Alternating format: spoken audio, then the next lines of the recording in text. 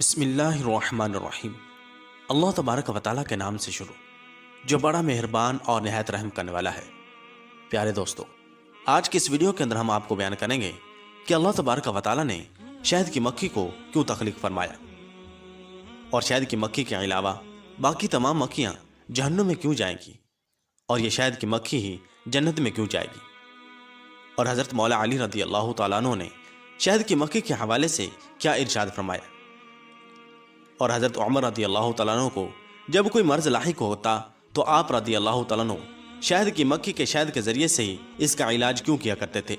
اور شہد کی مکھی مختلف قسم کے پھولوں اور پتیوں کا رس چوستی ہے، تو پھر اس کے باوجود اس قدر میٹھا شہد کس طرح تیار ہو جاتا ہے، اور شہد کی مکھی کا شرعی حکم کیا ہے، کیا اس کو مارنا جائز ہے یا ناجائز ہے، اور حکماء نے شہد کے کیا طبی خواص بیان کیے ہیں، اور اگر کوئی شخص شہد کی مکھی کو اپنے خواب میں دیکھے تو اس کی کیا تعبیر ہوگی۔ ناظرین محترم، شہد کی مکھی یہ خدا کی طرف سے انسانوں کے لیے ایک عطیہ ہے جس میں بے شمار فوائد ہیں۔ اللہ تبارک و تعالیٰ نے اس کو تخلیق فرما کر اس کو انسانوں کی خدمت پر معمور فرما دیا ہے، اور اللہ تبارک و تعالیٰ نے شہد کی مکھی کو انسانوں کی خدمت کے لیے تخلیق فرمایا ہے، اور اللہ تبارک و تعالیٰ نے اس مکھی کو شہد بنانے اور اس کی تمام ضروریات کا طریقہ سمجھا دیا ہے، اور اس نے ساری باتیں اپنے ذہن میں محفوظ کر لی ہیں۔ اس کو پتا ہے کہ مجھے بارش کی جگہوں پر رہنا ہے، بے آب و گیا میدانوں میں نہیں رہنا، لعاب سے عمدہ کس قسم کا شہد تیار کرنا ہے۔ پیارے دوستو، امام قزوینی رحمۃ اللہ تعالی علیہ کا بیان ہے کہ عید کے دن کو رحمت کا دن کہنے کی ایک وجہ یہ تھی کہ اسی دن اللہ تبارک و تعالی نے شہد کی مکھی کو شہد بنانے کا علم سکھایا، لہٰذا اللہ تبارک و تعالی کے کلام کے مطابق شہد کی مکھی میں بڑی عبرت ہے۔ یہ ایسا جانور ہے جو نہایت ہوشیار اور بہادر ہے، انجام سے باخبر اور سال کے موسموں سے اچھی طرح واقف ہے، بارش کے اوقات کا علم رکھتا ہے، اپنے کھانے پینے کے لیے انتظام کرنا اسے خود معلوم ہے، یہ اپنے بڑے کی بات مانتا ہے اور اپنے امیر اور قائد کی فرما برداری کرتا ہے، نرالا کاریگر اور انوکھی طبیعت کا مالک ہے۔ اور حکیم ارسطو کا کہنا ہے کہ شہد کی مکھی کی غذا عمدہ پھل اور میٹھی رطوبت ہے جو پھولوں اور پتیوں سے ملتی ہے، یہ ان سب کو اکٹھا کر کے شہد تیار کرتی ہے اور اپنا چھتا بھی بناتی ہے، مگر اس کے لیے اس کو چکنی رطوبت الگ سے جمع کرنی پڑتی ہے جس کو موم کہتے ہیں۔ پہلے یہ موم کی رطوبت اپنی سونڈ سے چوس کر نکالتی ہے اور اسے اپنی ٹانگوں کے موٹے حصے یعنی کہ ران پر جمع کرتی ہے، پھر اسے ران سے کسی طرح اپنی پیٹھ پر لاتی ہے، اسی طرح وہ اپنے کام میں مصروف رہتی ہے۔ ناظرین محترم، شہد کی مکھی اپنی روزی حاصل کرنے کا انتظام اس طرح کرتی ہے کہ جب کہیں صاف ستھری جگہ اسے مل جاتی ہے تو سب سے پہلے وہاں چھتا کا وہ حصہ بناتی ہیں جس میں شہد جمع کرنا ہے، پھر رانی مکھی کے لیے رہنے کا گھر تعمیر ہوتا ہے، اور اس کے بعد نر مکھیوں کے لیے علیحدہ جگہ بنائی جاتی ہے جو روزی کمانے میں حصہ نہیں لیتے، یہ مادہ مکھیوں سے چھوٹے ہوتے ہیں۔ مادہ مکھیاں چھتا کے کھانوں میں شہد جمع کرتی ہیں، سب کی سب ایک ساتھ اڑ کر فضا میں بکھر جاتی ہیں، اس کے بعد شہد لے کر چھتا میں واپس آ جاتی ہیں۔ نر مکھیاں پہلے چھتا بناتی ہیں، پھر اس میں بچہ جننے کا کام شروع کرتی ہیں، وہ اس طرح کہ یہ چھتا میں انڈے دینے کے بعد پرندوں کی طرح اپنے انڈوں پر بیٹھ جاتی ہیں، اور اس عمل سے اس انڈوں میں سے ایک سفید کیڑا نکلتا ہے، اس کی نشو و نما ہوتی رہتی ہے، خود سے کھانے لگتا ہے اور چند دن میں اڑنے کے قابل ہو جاتا ہے۔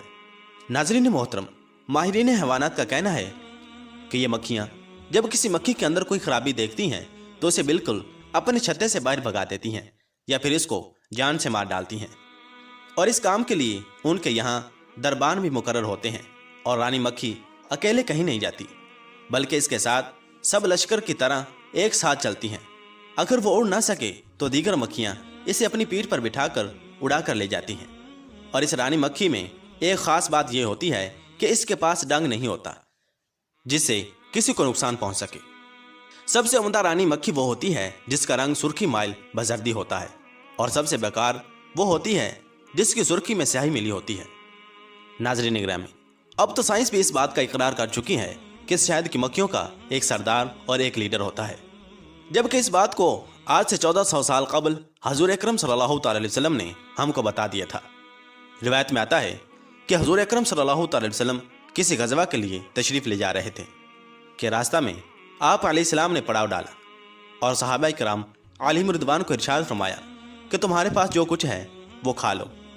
چنانچہ صحابہ کرام علیہم رضوان نے اپنے کھانے کے برتن کھولے تو ان کے پاس صرف روٹیاں تھیں، سالن نہیں تھا۔ تو انہوں نے عرض کیا، یا رسول اللہ صلی اللہ تعالی وسلم، ہمارے پاس تو سالن نہیں ہے۔ اتنے میں ایک شہد کی مکھی حضور اکرم صلی اللہ تعالی وسلم کے پاس بنبنانے لگی۔ صحابہ کرام علیہم رضوان نے عرض کیا، یا رسول اللہ صلی اللہ تعالی وسلم، یہ مکھی کیا کہہ رہی ہے؟ تو حضور اکرم صلی اللہ تعالی وسلم نے ارشاد فرمایا کہ یہ مکھی کہہ رہی ہے کہ آپ کے صحابہ کرام علیہم رضوان کے پاس سالن نہیں ہے، حالانکہ ہم نے پہاڑ میں ایک شہد کا چھتا بنایا ہوا ہے۔ چنانچہ آپ اپنے صحابہ کرام علیہم رضوان کو بھیجیں تاکہ وہ شہد کا چھتا لا کر اس کے ساتھ روٹی کھا سکیں۔ چنانچہ حضور اکرم صلی اللہ تعالی وسلم نے حضرت مولا علی رضی اللہ تعالیٰ عنہ کو بھیجا۔ حضرت مولا علی رضی اللہ تعالیٰ عنہ وہاں پر گئے اور وہاں سے وہ شہد کا چھتا نچوڑ کر شہد لے آئے۔ چنانچہ تھوڑی ہی دیر گزری تھی کہ وہ شہد کی مکھی دوبارہ زور زور سے بنبنانے لگی۔ صحابہ کرام علیہم رضوان نے عرض کیا، یا رسول اللہ صلی اللہ تعالی وسلم، اب یہ کیا کہنا چاہتی ہے؟ تو حضور اکرم صلی اللہ تعالی وسلم نے ارشاد فرمایا، میں نے اس سے ایک سوال کیا ہے جس کا اس نے جواب دیا ہے، وہ یہ کہ میں نے اس شہد کی مکھی سے پوچھا کہ تم مختلف قسم کے پھولوں کا رس چوستی ہو جن کا ذائقہ الگ الگ ہوتا ہے، بعض میٹھے ہوتے ہیں، بعض کڑوے اور بعض ترش، تو یہ سب مل کر کس طرح سے ایک عمدہ شہد میں تبدیل ہو جاتے ہیں؟ تو اس شہد کی مکھی نے عرض کیا، یا رسول اللہ صلی اللہ تعالی وسلم، ہم جب پھولوں کا رس چوس کر واپس اپنے چھتے کی جانب جاتی ہیں تو ہمارا لیڈر آپ صلی اللہ تعالی وسلم کی ذات اقدس پر درود شریف پڑھتا ہے،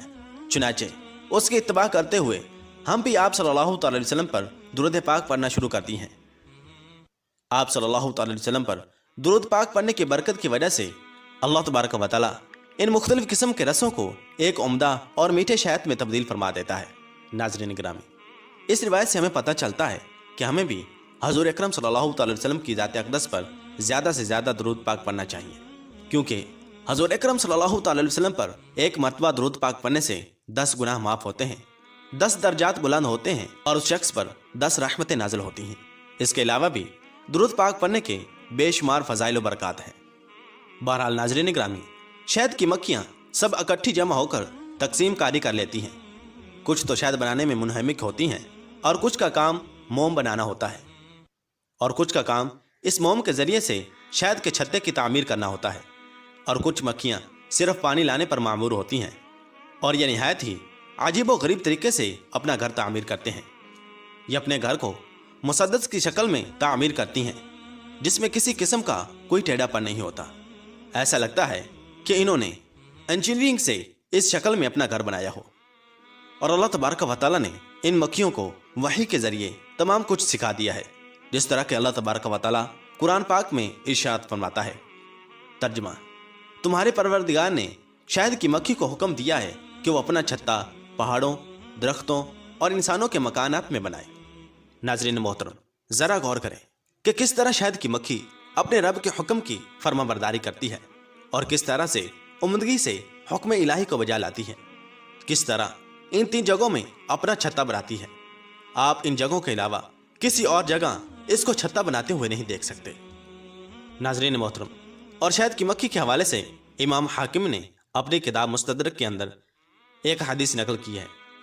کہ حضرت عبداللہ بن عمر رضی اللہ تعالیٰ عنہ ارشاد فرماتے ہیں کہ حضور اکرم صلی اللہ تعالی وسلم نے ارشاد فرمایا کہ اللہ تبارک و تعالیٰ حد سے تجاوز کرنے والے اور بد کلامی کرنے والے، نیز بدترین پڑوسی اور قطع رحمی کرنے والے کو پسند نہیں کرتا۔ پھر آپ صلی اللہ تعالی وسلم نے ارشاد فرمایا کہ مومن کی مثال شہد کی مکھی کی سی ہے کہ وہ اپنے چھتا سے نکلتی ہے، حلال کھاتی ہے، بیٹ کرتی ہے، مگر نہ تو کسی کو کوئی نقصان پہنچاتی ہے، نہ کہیں توڑ پھوڑ کرتی ہے۔ اسی طرح مومن بھی اپنے کام سے کام رکھتا ہے، کسی کو ایذا نہیں پہنچاتا اور اس کے حلال کھاتا ہے۔ اور مسند داری میں ہے کہ حضرت مولا علی رضی اللہ تعالیٰ عنہ نے ارشاد فرمایا کہ لوگوں میں اس طرح رہو جیسے پرندوں میں شہد کی مکھی رہتی ہے، کہ تمام پرندے اسے معمولی، کمزور اور ناتواں سمجھتے ہیں، لیکن اگر انہیں شہد کی مکھی کے پیٹ کا شہد اور اس کی برکت اور فوائد کا علم ہو جائے تو وہ اسے معمولی نہ سمجھیں۔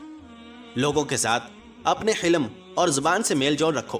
لیکن اپنے اعمال اور دلوں کو ان سے الگ رکھو۔ آدمی کو اسی کا پھل ملے گا جو اس نے دنیا میں کر لیا۔ اور قیامت کے دن ہر شخص ان لوگوں کے ساتھ ہوگا جس سے وہ دنیا کے اندر محبت کیا کرتا تھا۔ اور حضرت ابو ہریرہ رضی اللہ تعالیٰ عنہ سے روایت ہے کہ نبی کریم صلی اللہ تعالیٰ علیہ وسلم نے ارشاد فرمایا کہ جو شخص ہر مہینے میں 3 دن صبح نہار منہ شہد چاٹ لیا کرے تو کوئی اہم بیماری اسے لاحق نہیں ہوگی۔ اور حضرت عمر رضی اللہ تعالیٰ عنہ کو جب کوئی مرض لاحق ہوتا تھا آپ رضی اللہ تعالیٰ عنہ شہد سے ہی علاج کرتے تھے، یہاں تک کہ پھوڑے پھنسی پر بھی شہد کا ہی مرہم لگایا کرتے تھے، اور کسی جانور کے ڈسنے کی جگہ پر بھی شہد ہی مل لیا کرتے تھے، اور شہد کے فوائد کی آیتیں تلاوت کیا کرتے تھے۔ اور شہد کی مکھی کا حکم یہ ہے کہ شہد کی مکھی کو مارنا مکروہ ہے، کیونکہ حضور اکرم صلی اللہ تعالی علیہ وسلم نے اس کو مارنے کی ممانعت کی ہے، لہٰذا اسلام میں شہد کی مکھی کو مارنا مکروہ ہے، اور اسلام نے شہد کی مکھی کو کھانا حرام قرار دیا ہے۔ اور روایت میں آتا ہے کہ شہد کی مکھی کے علاوہ باقی تمام مکھیاں جہنم میں جائیں گی۔ بقیہ مکھیوں کا جہنم میں جانا عذاب کی وجہ سے نہیں ہوگا کہ ان مکھیوں کو بطور سزا دیتے ہوئے جہنم میں بھیجا جائے گا،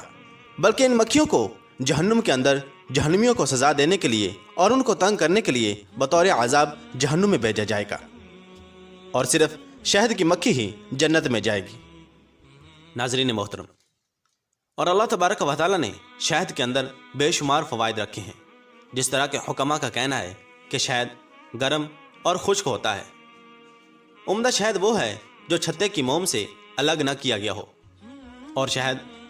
قے میں اضافہ کرتا ہے، پیاس لگاتا ہے، اور شہد سفرہ بن کر گرم خون پیدا کرتا ہے۔ پانی میں ملا کر پلانے اور اس کا جھاگ نکال دینے سے اس کی حرارت ختم ہو جاتی ہے اور مٹھاس کم ہو جاتی ہے، فائدہ بھی کم ہو جاتا ہے لیکن غذائیت بڑھ جاتی ہے۔ شہد پیشاب جاری کرنے میں زیادہ مفید ہو جاتا ہے، اور سب سے عمدہ شہد موسم خزاں کا ہوتا ہے جس کی مٹھاس عمدہ ہوتی ہے، اور زیادہ تر شہد بہار کے موسم میں ملتا ہے جس کے رنگ میں سرخی پائی جاتی ہے۔ اور اتباع کا کہنا ہے جو چیزیں جلدی سے خراب ہو جاتی ہوں، مثلا گوشت وغیرہ، اگر ان کو شہد میں رکھ دیا جائے تو کافی مدت تک خراب نہیں ہوتی، اور اگر خالص شہد جس میں پانی، آگ، دھواں وغیرہ کا اثر نہ پہنچا ہو، اس میں ذرا سا مشک ملا کر آنکھوں میں سرمے کی طرح لگائیں تو آنکھوں سے بہنے والا پانی بند ہو جاتا ہے، اور اسے سر میں لگانے سے جمویں اور اس کے انڈے مر جاتے ہیں۔ اور جس شخص کو کتے نے کاٹ لیا ہو، اگر وہ شہد چاٹے تو اس کے لیے مفید ہے۔ اور شہد کی مکھی کو اپنے خواب میں دیکھنے کے حوالے سے اہل علم کا کہنا ہے کہ خواب میں شہد کی مکھی دیکھنا دیکھنے والے کے لیے خطرے کے ساتھ مال جمع کرنے اور مالداری کی علامت ہے۔ اگر کسی نے مکھیوں کا چھتا دیکھا اور اس سے شہد نکالا تو حلال مال حاصل کرے گا، پھر اگر پورا شہد نکال لیا، بالکل نہیں چھوڑا، تو وہ کسی قوم پر ظلم کرے گا۔ اور اگر مکھیوں کے لیے کچھ چھوڑ دیا ہے تو اگر وہ حاکم یا اپنے حق وصول کرنے کا دعوے دار ہے تو اپنے معاملے میں انصاف کرے گا۔ اگر کسی نے یہ دیکھا کہ شہد کی مکھیاں اس کے سر پر بیٹھ گئی ہیں تو وہ حکومت اور سرداری حاصل کرے گا۔ اگر بادشاہ دیکھے تو وہ کسی ملک پر قابض ہوگا۔ یہی تعبیر مکھیوں کے ہاتھ پر بیٹھنے کی بھی ہے۔ کسانوں کے لیے شہد کی مکھیاں اچھی علامت ہیں، لیکن فوجی اور غیر کسانوں کے لیے جنگ کی دلیل ہے، کیونکہ مکھیوں کی آواز اور ان کا ڈنگ مارنا اس قسم کی چیز ہے۔ اور اگر کسی شخص نے شہد کو اپنے خواب میں دیکھا تو اس کی تعبیر حلال مال ہے جو بلا محنت اور مشقت اسے حاصل ہوگا، یا کسی مرض سے شفا حاصل ہونے کی دلیل ہے۔ اللہ و رسول عالم، اللہ تبارک و تعالیٰ اور اس کا رسول صلی اللہ تعالی علیہ وسلم بہتر جانتے ہیں۔ معزز دوستو، ان تمام روایات سے ہمیں پتہ چلتا ہے کہ مکھی بھی اللہ تبارک و تعالیٰ کی اطاعت کرتی ہے اور اس کی فرما برداری کرتی ہے، لہٰذا ہمیں بھی ہر معاملے میں اللہ تبارک و تعالیٰ اور اس کے رسول صلی اللہ تعالی علیہ وسلم کی اتباع اور پیروی کرنی چاہیے، اور ہمیں حضور اکرم صلی اللہ تعالی علیہ وسلم کی ذات اقدس پر زیادہ سے زیادہ درود پاک پڑھنا چاہیے۔ اللہ تبارک و تعالیٰ سے دعا ہے کہ اللہ تبارک و تعالیٰ ہمیں حضور اکرم صلی اللہ تعالی علیہ وسلم کی ذات اقدس پر زیادہ سے زیادہ درود پاک پڑھنے کی توفیق عطا فرمائے، اور اپنی زندگی کو آپ صلی اللہ تعالی علیہ وسلم کے بتائے ہوئے طریقے کے مطابق گزارنے کی توفیق عطا فرمائے۔ آمین بجاہ نبی الامین صلی اللہ تعالی علیہ وسلم۔